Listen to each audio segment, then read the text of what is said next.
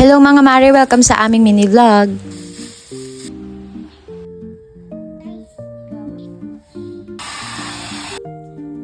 Lunes nga na naman Mare at tapos na nga ang bakasyon ng mga bata. Pasukan nga na naman at kailangan na naman gumising ng maagang mga nahanay na yan, magluluto pa. Nakapagbakasyon na nga ang mga bata pero hindi pa rin nagbakasyon ng mga nanay. Cheers lang. Nagluto na nga ako ng agahan namin dito. Nagluto lang ako ng sunny side up na itlog tapos kinisa ko na lang din yung corned beef. Saka ako sinangag yung kanin na natira namin kagabi.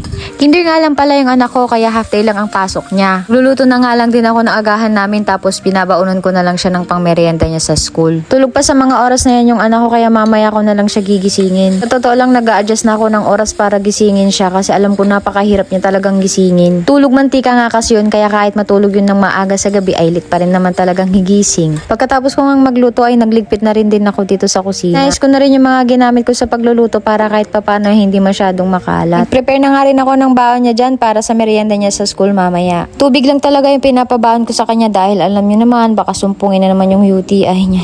Biskwit at prutas ngayon lagi kong pinapabaon sa kanya at dahil nga petsa di peligro na naman ako. Tsaga-tsaga muna sa biskwit na babaunin mo ngayon anak. Charis. Nilalagay ko na nga talaga dyan sa baunan kasi alam ko hindi siya marunong magbukas. Bago ko nga siya gisingin ay binuksan ko nga muna itong mga bintana at pintuan sa sala. Nakatambak pa nga yung nilaban ko dyan dahil nga tinatamad pa naman din kasi akong magtupi. Charis.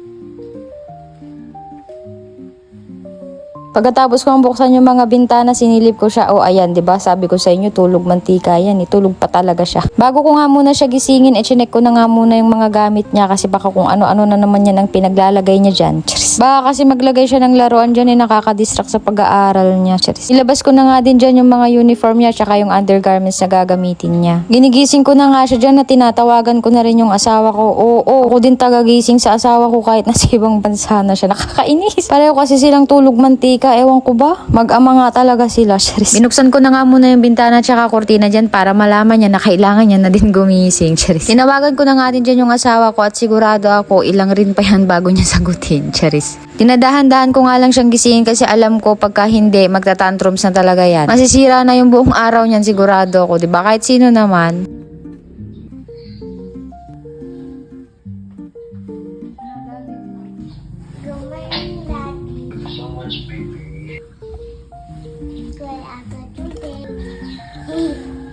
Good afternoon today, guys. Good morning. Pinaliguan ko na din siya pagkagising niya tapos saka ko na lang din siya binihisan. Dahil nga sobrang haba ng buhok niya, ang hirap niya din patuyuin kahit punasan mo pa siya ng towel. Kailangan kong i-blow dry yung buhok niya para matalian ko na din tsaka para hindi na din siya mainitan mamaya.